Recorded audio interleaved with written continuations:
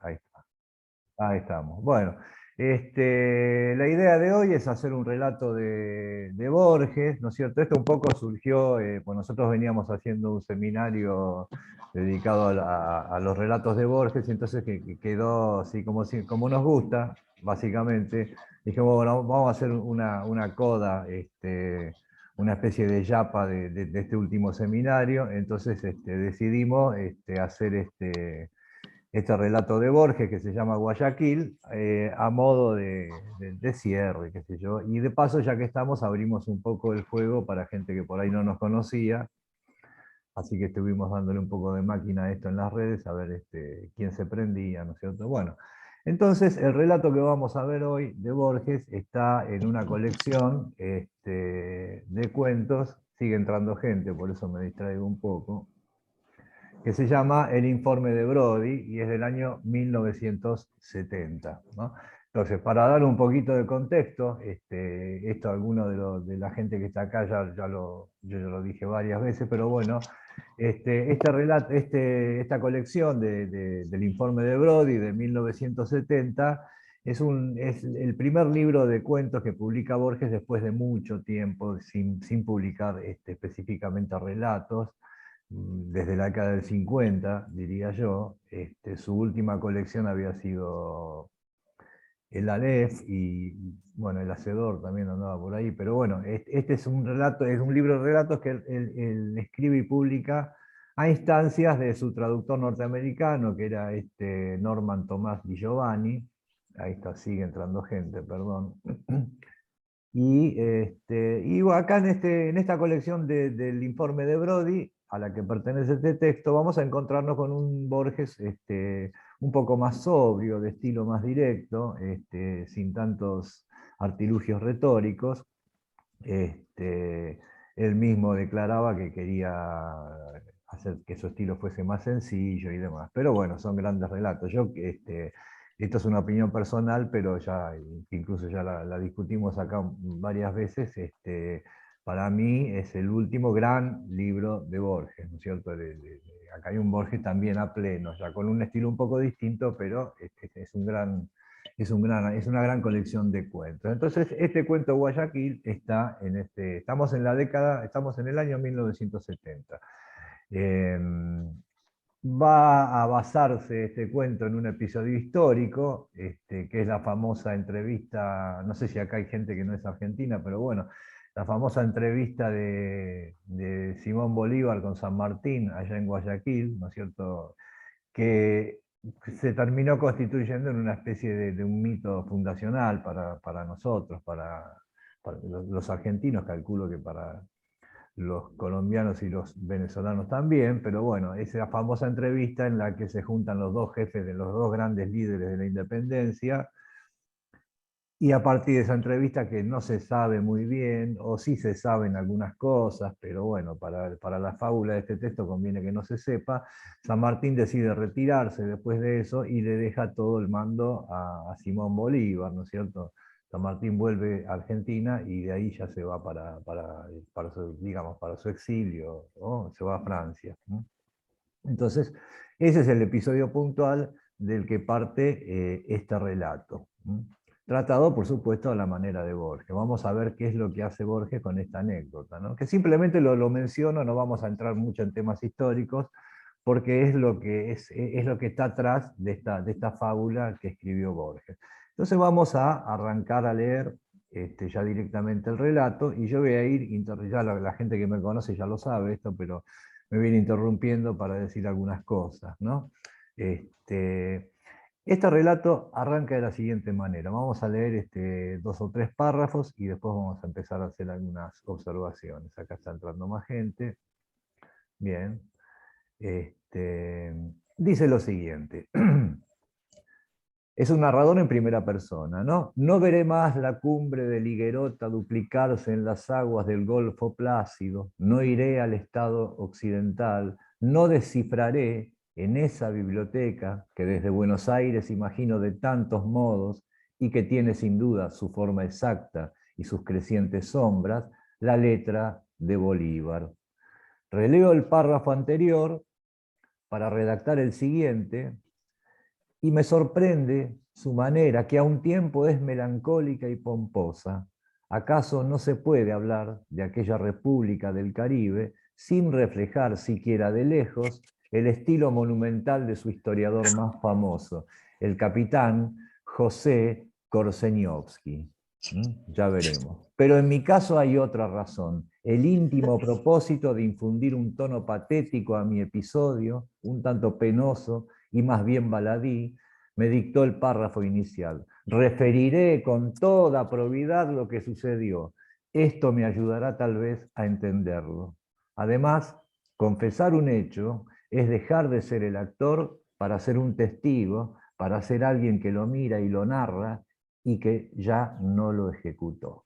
Así arranca este relato, de modo tal que tenemos un narrador en primera persona que nos está diciendo que nos va a contar un episodio, que a la vez que va relatando, va comentando su propio estilo de redacción. Releo el párrafo anterior y veo que es pomposo, ¿no?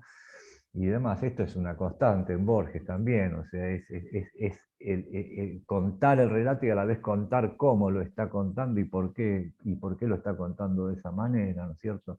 Y acá empieza de una manera, o sea, empieza de una manera bien interesante, porque cuando dice acá, no veré ya la cumbre del Higuerota, ¿cómo es que dice literalmente? Ahora vamos a ver de dónde saca esto. La cumbre del Higuerota, duplicarse en las aguas del Golfo Plácido, no iré al estado occidental.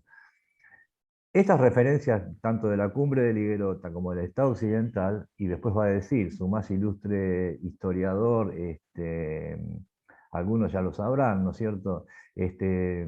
José Korzeniowski, se está refiriendo a otro libro en realidad. Está hablando de otra ficción, que es la novela Nostromo de Joseph Conrad, ¿sí? Cuyo nombre era José Korzeniowski, ¿no? Entonces, arranca declarando que no va a ir, o sea, no va a alcanzar a meterse en aquella ficción. O sea, tan imposible le va a ser viajar a la biblioteca esa donde están las cartas de Bolívar, como si él quisiera meterse en la ficción esa de Joseph Conrad, que se llama Nostromo, y que está ambientada justamente en Venezuela, en la zona esa del Caribe, ¿no es cierto? Un poco en América Central, en Venezuela y demás. Ustedes saben que Joseph Conrad era un escritor muy admirado por Borges, y que escribía muy bien, ¿no? Además de sus peripecias, tiene un gran estilo. Y esta novela Nostromo está ambientada en América del Sur, en América, sí, en el norte de América del Sur, en Venezuela, Colombia y demás, en ese ámbito. Entonces Borges se toma de esa ficción, equipara la ficción de Conrad con el país en sí, con la región en sí, y para declarar que tan imposible como en meterse en aquella ficción o verla realmente es la misión que él nos va a contar ahora. Bien, sigo entonces. Entonces acá Obvio, arrancamos ya con un tema de la ficción, relación. ¿no? A ver Sí, que hombre. tengo un ruido por ahí. Momento. Bueno. Quiero decirles otra cosa antes de seguir adelante con el relato en sí, ¿no es cierto? Acá estamos en un narrador en primera persona y es un narrador que nos va a hacer acordar bastante, ¿no es cierto?, por sus características, a aquel narrador de la Aleph, ¿no es cierto?, del cuento de la Aleph, en el que el narrador se llama Borges. Acá no es este el caso, pero el narrador es una voz, es una persona muy sesgada, ya vamos a ver, ¿no es cierto?, bastante hipócrita, bastante mezquino. Este narrador que elige Borges para expresar esto está dibujado con esas características.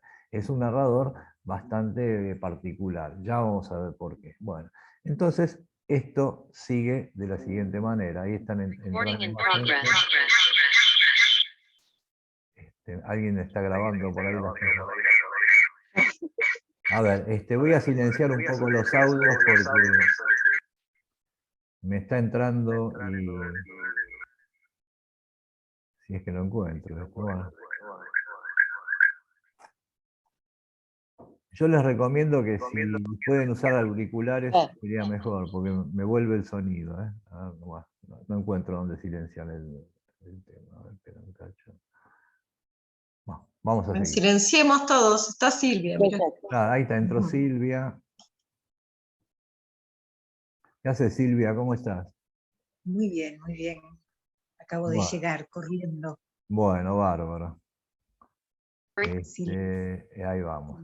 Entonces, bueno, dice eso, ¿no? Entonces, acá hay una cosa bien interesante que dice acá en la primera parte, dice, referiré con toda probidad lo que sucedió.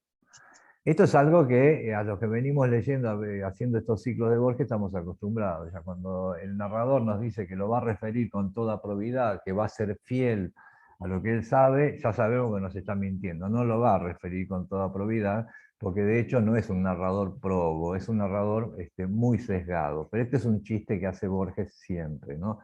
Entonces, sigamos. El caso me ocurrió el viernes pasado, en esta misma pieza en que escribo, en esta misma hora de la tarde, ahora un poco más fresca.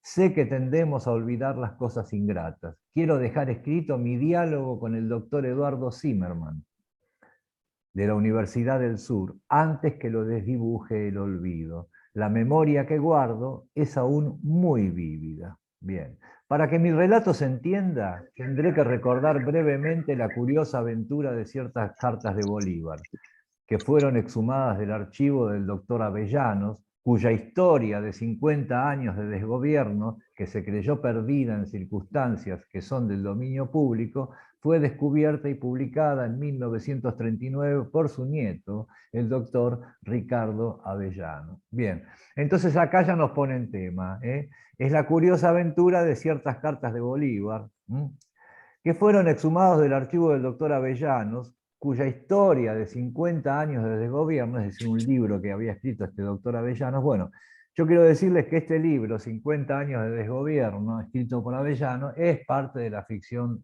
esta de Conrad, Nostromo. Hay un personaje que efectivamente es el doctor Avellano, que escribe este libro que se llama 50 años de desgobierno. Entonces Borges sigue entretejiendo lo que es la ficción con lo que es la supuesta realidad de la historia que nos va a contar. Es decir, partimos como siempre en Borges, a ver si pueden silenciar, pueden silenciarse los audios. Ahí está. Porque me vuelve el retorno de mi voz y no es nada agradable. Es decir, bueno, entonces, Es Luis. a ver, Luis, acá estamos. Están, hola con todos, disculpen la tardanza. Isa, hay ruido, Isa, pedile a... Ahí estamos, ya está. Ya está silenciado. Ahora cuando paremos un segundo, después abrimos los audios y preguntamos o charlamos un rato. Entonces, Borges parte de una ficción de otro escritor, que es Joseph Conrad, y está todo enmarcado, el arranque está todo enmarcado en esa ficción. De hecho, este libro es un libro ficticio de un personaje literario también. Bien, entonces, dice que en esta se encuentran unas cartas de Simón Bolívar en el archivo de este hombre, que es ficticio, ¿no? Bien. A juzgar por las referencias que he recogido en diversas publicaciones, estas cartas no ofrecen mayor interés, salvo la fechada en Cartagena, el 13 de agosto de 1822, en que el Libertador en este caso es Bolívar, refiere detalles de su entrevista con el general San Martín. Inútil destacar el valor de este documento, en el que Bolívar ha revelado siquiera parcialmente lo sucedido en Guayaquil. El doctor Ricardo Avellanos, tenaz opositor al oficialismo, se negó a entregar el epistolario a la Academia de la Historia y lo ofreció a diversas repúblicas latinoamericanas. Gracias al encomiable celo de nuestro embajador, el doctor Melaza, fíjense cómo se llamaba nuestro embajador, ¿no? El doctor Melaza, no sé si tendrá algo que ver el apellido con la manera de comportarse en su misión diplomática, ¿no? El gobierno argentino fue el primero en aceptar la desinteresada oferta. Se convino que un delegado se trasladaría a Sulaco, capital del Estado occidental, y sacaría copias de las cartas para publicarlas acá. El rector de nuestra universidad en la que ejerzo el cargo de titular de Historia Americana, tuvo la deferencia de recomendarme al ministro para cumplir esa misión. También obtuve los sufragios más o menos unánimes de la Academia Nacional de Historia. Por supuesto, no puede haber algo más o menos unánime. O eran unánimes o no eran unánimes, ¿no? Bueno, más o menos unánimes. Bien. A la que pertenezco. Ya fijada la fecha en que me recibiría el ministro, supimos que la Universidad del Sur, que ignoraba, prefiero suponer, esas decisiones, había propuesto el nombre del doctor Zimmerman. Entonces acá tenemos ya, digamos, lo que va a detonar esta trama. Se encuentran unas cartas de Bolívar, la universidad o la academia le encarga, supuestamente, piensa en este narrador para que vaya a copiarlas y traerlas y publicarlas, pero en el interín le surge un rival. Otra universidad pensó en este Eduardo Zimmerman. Entonces lo que va a suceder es que va a haber un encuentro entre estos dos, digamos, rivales, ¿no es cierto?, en esa misión de ir a buscar las cartas. Bien, sigo. Trátase, como tal vez lo sepa el lector, Zimmerman, ¿no?, de un historiógrafo extranjero, arrojado de su país por el Tercer Reich, y ahora ciudadano argentino. Fíjense eso, qué manera de presentar al personaje. Es un historiógrafo extranjero, ¿no?, arrojado de su país por el Tercer Reich. Podía haber dicho los nazis, pero dice el Tercer Reich. O sea, estamos, les aclaro, le vuelvo a recordar, es un narrador muy sesgado. Cuando dice extranjero, lo está diciendo en un tono absolutamente peyorativo, ¿no? El nacionalista, el que lleva la patria en la sangre, ve a este tipo como un extranjero expulsado por el Tercer Reich, dándole al Tercer Reich esa entidad jurídica. En vez de decir directamente los nazis, dice eso. Ese es el calibre de este personaje. De su labor, sin duda benemérita, cuando Borges dice sin duda es porque está poniendo la duda, ¿no?, solo he podido examinar una vindicación de la República Semítica de Cartago, que la posteridad juzga a través de los historiadores romanos, sus enemigos, y una suerte de ensayo que sostiene que el gobierno no debe ser una función visible y patética. Esa es la obra de Zimmerman, ¿no? Es decir, un estudio sobre la República de Cartago como vindicación, digamos, como para sacarla de la historia, de la visión esta a través del sesgo romano, y un ensayo en la que dice que el gobierno no tiene que ser una función así visiblemente pública, sino algo mucho más sobrio. Un momentito, que acá tengo alguien me está diciendo, bueno, no importa. Bien, entonces dice un ensayo que sostiene que el gobierno no debe ser una función visible y patética. Este alegato, este ensayo, fíjense qué lindo lo que dice acá, mereció la refutación decisiva de Martin Heidegger. Acá apareció don Martin Heidegger. Este ensayo, donde él hablaba que el gobierno debía hacer algo sobrio, ¿no es cierto?, y no muy visible, es refutado por Martin Heidegger. Nada menos, estamos en pleno contexto del nazismo, por supuesto, ¿no? Estamos desde la década del 30, más o menos. Bueno, en fin, lo que va a suceder acá. Dice, ¿y cómo lo refuta? Dice, fue refutado por Martin Heidegger, que demostró mediante fotocopias de los titulares de los periódicos. Esto es genial. Eso fue lo único que le bastó para refutar la teoría de este otro personaje, ¿no? Refutó, mediante fotocopias de los titulares de los periódicos, que el moderno jefe de Estado, lejos de ser anónimo, es más bien el protagonista, ¿no? El corego, el David danzante, que mima el drama del pueblo, de su pueblo, asistido de pompa escénica y recurriendo sin vacilar a las hipérboles del arte oratorio. Este es Hitler, ¿no es cierto? Es decir, Heidegger lo refuta y le pone como ejemplo a Hitler, que era el hombre providencial, el hombre del momento, ¿no?, desde su punto de vista. Probó asimismo, Heidegger, ¿no?, probó asimismo que el linaje de Zimmerman era hebreo, por no decir judío. Fíjense el sesgo del narrador, ¿no? Mucha gente se asusta a veces leyendo esto de primera mano y por ahí sin mucho contexto, como diciendo, mirá las cosas que está diciendo Borges, ¿no es cierto? ¿Cómo? Pero es el narrador, o sea, es el dibujo del denunciador, ¿no? Y aparte tuvo, o sea, se dio cuenta Heidegger de que era hebreo, mirá qué difícil que sería, ¿no? Se llamaba Zimmerman el tipo, por no decir judío, ¿viste? Oh, horror, ¿no? Y lo dice de una manera muy, muy tranquila, ¿no? Y con una retórica bastante buena. Bien.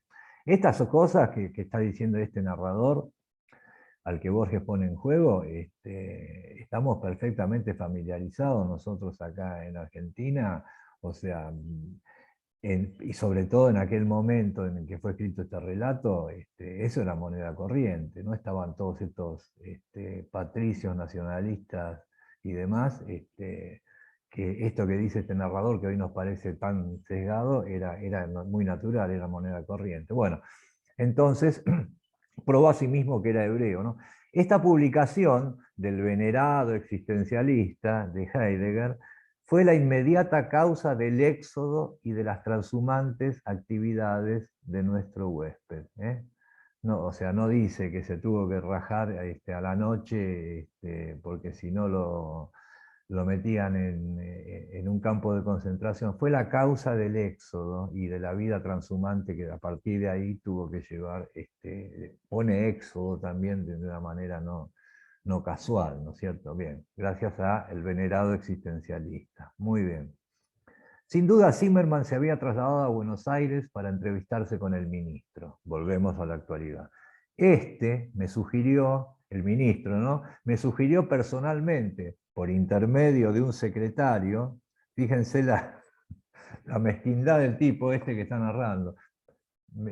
O sea, me entrevistó personalmente por medio de un secretario, ¿no? Que hablara con Zimmerman y lo pusiera al tanto del asunto para evitar el espectáculo ingrato de dos universidades en desacuerdo. Accedí, como es natural. De vuelta a casa me dijeron que el doctor Zimmerman había anunciado por teléfono su visita a las 6 de la tarde. Vivo, según es fama, en la calle Chile. Daban exactamente las 6 cuando tocó el timbre. Ahora va a empezar la verdadera historia. Esto hasta ahora en un prólogo. Ahora viene otro momento narrativo. Yo les quiero decir antes que nada que si esto se llega a cortar, porque se va a cortar, esto se corta cada 40 minutos, volvemos a entrar por el mismo enlace, no hay ningún problema. Bien. Entonces, bueno, ante esa rivalidad de las universidades van a tener estos dos una entrevista, Zimmerman con el otro, con el narrador, para ponerse de acuerdo y no hacer papelones por ahí. Perfecto. Yo mismo, dice este encantador narrador, con sencillez republicana, le abrí la puerta y lo conduje a mi escritorio particular. Se detuvo a mirar el patio, las baldosas negras y blancas, las dos magnolias y el aljibe suscitaron su verba. Estaba, creo, algo nervioso. Nada singular había en él. Contaría unos 40 años y era algo cabezón. Lo está describiendo con todo desprecio, ¿no? O sea, te viene a visitar un profesor, un erudito, un historiador y demás, y vos decís que la impresión que te da es que era algo cabezón y tenía 40 años. O sea, ya tiene absolutamente mala voluntad este narrador, ¿no? Bien. Sigamos, era algo cabezón, ¿qué va a hacer? Lentes ahumados ocultaban los ojos. Alguna vez los dejó sobre la mesa y los retomó. Al saludarnos, comprobé con satisfacción que yo era el más alto. Fíjense el calibre. Tuvo la satisfacción, está bien, este tipo será lo que sea, yo soy más alto, no importa, mejor, ¿no? Ahora se va a arrepentir, ¿no? Pero bueno, igual lo dijo. E inmediatamente me avergoncé de tal satisfacción, ya que no se trataba de un duelo físico, ni siquiera moral, sino de una puesta a punto, ¿no? Quizás incómoda. Bien. Quedan 10 minutos, tenemos tiempo, ¿no? Ahora, fíjense una cosa, fíjense lo que pasa acá. Lo que va a suceder ahora, ya empezó a suceder, es una entrevista. Y de alguna manera lo que está haciendo Borges es reactualizar en otros personajes, hacer encarnar en otros personajes aquella misma entrevista de Guayaquil. O sea, no va a hablar demasiado de aquella entrevista, porque la entrevista se está llevando a cabo en este momento, o sea, es una traslación, ¿no?, de aquella entrevista de Guayaquil. Y efectivamente, si ustedes buscan en la historia, se entrevistan Bolívar y San Martín, y Bolívar era medio, era más bajo, medía 1,60 y pico, y San Martín medía como 1,83. Entonces habrá tenido también esta satisfacción de que se dio cuenta que era el más alto, ¿no? Esas pequeñas cosas. Pero bueno, esta diferencia de altura tiene que ver, trae ese dato de la entrevista histórica. Borges no da puntada sin hilo. Hay otras guiños también, ¿no? Bueno. Dice, soy poco o nada observador, pero recuerdo lo que cierto poeta ha llamado con fealdad, que corresponde a lo que define, su torpe aliño indumentario. Veo aún esas prendas de azul fuerte con exceso de botones y bolsillos. Su corbata, advertí, era uno de esos lazos de ilusionista que se ajustan con 2 broches elásticos. Llevaba un cartapacio de cuero que presumí lleno de documentos. Usaba un mesurado bigote de corte militar. En el curso del coloquio encendió un cigarro y sentí entonces que había demasiadas cosas en su cara. Y acá viene en francés, pone una palabra, la vio demasiada amueblada, tenía demasiados muebles, había muchos muebles, muchas cosas en la cara. Menos mal que nos había aclarado que era poco observador, ¿no? Pero lo milimetró, ¿no?, al detalle, ¿no? Todas cosas negativas, una corbata de ilusionista, tenía muchas cosas en la cara, demasiadas cosas y demás. Pero acá hay una cosa que también es interesante, ¿viste? No hace falta esto, yo lo agrego porque sí, pero no hace falta para entender el relato, ¿no? Pero él dice, fíjense que él dice, y de qué manera Borges reparte leña para todos los costados, cuando está en Vena, ¿no? Dice lo siguiente un rato antes, dice, a ver, dice, recuerdo lo que cierto poeta ha llamado con fealdad, ¿no?, el poeta, que corresponde a lo que define su torpe aliño indumentario. Acá Borges se está refiriendo, o este narrador se está refiriendo a un poema de Antonio Machado, nada Claro, menos, ¿no? Claro, que el poema se llama Retrato, ¿no? Es decir, el poema este de Machado es un poema que habla de sí mismo, ¿no? Y dice que Machado dice con fealdad que concuerda con aquello que está describiendo, o sea, con el mismo Machado. De paso, le pegamos un palo a Antonio Machado. A Borges le gustaba Manuel Machado más que Antonio. De Antonio Machado siempre habló mal Borges. Bueno, y acá no se priva tampoco de darle un poquito también para que tenga. Entonces, aprovechando eso, lo usa para describir este personaje al que no había observado mucho, porque es poco observador. Bien. Acá va un poco para atrás y pone algo más general. Lo sucesivo del lenguaje indebidamente exagera los hechos que indicamos, ya que cada palabra abarca un lugar en la página y un instante en la mente del lector. Más allá de las trivialidades visuales que he enumerado, el hombre daba la impresión de un pasado azaroso. Momento que se me corrió un poquito esto. Hay en el escritorio un retrato oval de mi bisabuelo. Acá Borges va a hablar, o el narrador va a hablar también, como siempre hace Borges, de sus propios antepasados. Acá va a aparecer el coronel Suárez y demás, que militó en las guerras de la independencia, y unas vitrinas con espadas, medallas y banderas. Le mostré con alguna explicación esas viejas cosas gloriosas. Las miraba rápidamente, como quien ejecuta un deber. Mucho no le interesaban al otro. Y completaba mis palabras, no sin alguna impertinencia, que creo involuntaria y mecánica. Decía, por ejemplo, correcto, combate de Junín, 6 de agosto de 1824, carga de caballería de Juárez. Dice Juárez, o sea, es Suárez, es el bisabuelo de Borges. Para horror del narrador, dice, la carga de Juárez le manda. Entonces lo corrige, dice, de Suárez corregí. Y el otro le dice, Sigue, ¿no? Sospecho que el error fue deliberado. Abrió los brazos con un ademán oriental y exclamó: mi primer error, que no será el último. Yo me nutro de textos y me trabuco. En usted vive el interesante pasado, le dice Zimmerman. Decir interesante, calificar de interesante al pasado, que el otro veía como glorioso, como heroico y demás, este se lo rebaja a interesante. O sea, la conversación no viene bien para nada, ¿no es cierto? Este narrador se siente ofendido permanentemente y el otro le redobla la apuesta, ¿no? Pronunciaba la B corta, ¿no? Casi como si fuera una F, la pronunciación alemana, ¿no? Tales alamerías no me agradaron. Más le interesaron los libros. Dejó errar la mirada sobre los títulos casi amorosamente y recuerdo que dijo: ah, Schopenhauer, que siempre descreyó de la historia. Esa misma edición, al cuidado de Grisebach, la tuve en Praga y creí envejecer en la amistad de esos volúmenes manuables. Pero precisamente la historia, encarnada en un insensato, me arrojó de esa casa y de esa ciudad. Aquí estoy con usted, en América, en la grata casa de usted. Hablaba con incorrección y fluidez. El perceptible acento alemán convivía con el ceseo español. Dice la historia que a través de un insensato, Hitler, ¿no es cierto?, en ese momento me arrojó de mi casa, ¿no? Él vivía en Praga.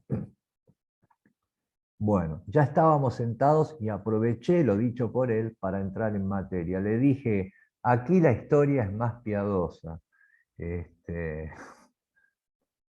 Habría que ver, ¿no? Pero bueno, aquí la historia es más piadosa.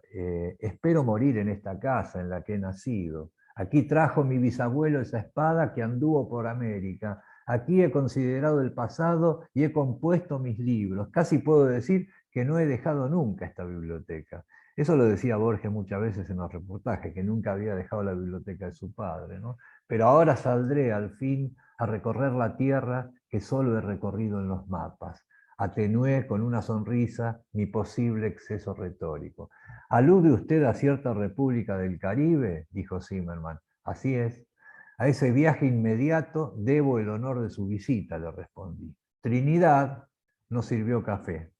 Proseguí con lenta seguridad. Acá aparece la, qué sé yo, la empleada, la mujer que trabajaría ahí en la casa, a traerles café. Se llama Trinidad. Tampoco es casual que se llame Trinidad, porque es uno de los nombres de Simón Bolívar, ¿no?, que se llamaba Simón José Antonio de la Santísima Trinidad Bolívar Palacios Ponte y Blanco, ¿eh? Lo cual le hubiera traído problemas en Twitter para generarse un usuario, porque ocuparía casi todos los caracteres, ¿no? Pero bueno, se llamaba Trinidad, y esta Trinidad le sirve el café a estos dos profesores que están ahí entrevistándose. Bueno. Proseguí con lenta seguridad. Usted ya sabrá que el ministro me ha encomendado la misión de transcribir y prologar las cartas de Bolívar que un azar ha exhumado del archivo del doctor Avellanos. Esta misión corona con una suerte de dichosa fatalidad, la adjetivación borgiana, la labor de toda mi vida, la labor que de algún modo llevo en la sangre. Fue para mí un alivio haber dicho lo que tenía que decir. Zimmerman no pareció haberme oído. Sus ojos no miraban mi cara, sino los libros a mi espalda. Asintió con vaguedad y luego con énfasis. En la sangre. Usted es el genuino historiador. Su gente anduvo por los campos de América y libró las grandes batallas, mientras la mía, oscura, apenas emergía del gueto. Usted lleva la historia en la sangre, según sus elocuentes palabras. A usted le basta oír con atención esa voz recóndita. Yo, en cambio, debo transferirme a Sulaco y descifrar papeles, y papeles acaso apócrifos. Créame, doctor, no lo envidio. Y acá el otro ya le está diciendo: el que va a viajar soy yo. O sea, usted tiene la historia en la sangre, o sea, no hace falta más que escuchar ese eco en la sangre. Yo tengo que ir, tengo que hacer la burocracia de viajar a Sulaco y transcribir papeles. Bueno, voy a cortar acá porque queda un minuto y nos van a cortar por el medio. Vuelvo a abrir y ustedes vuelven a entrar por el mismo enlace, ¿sí?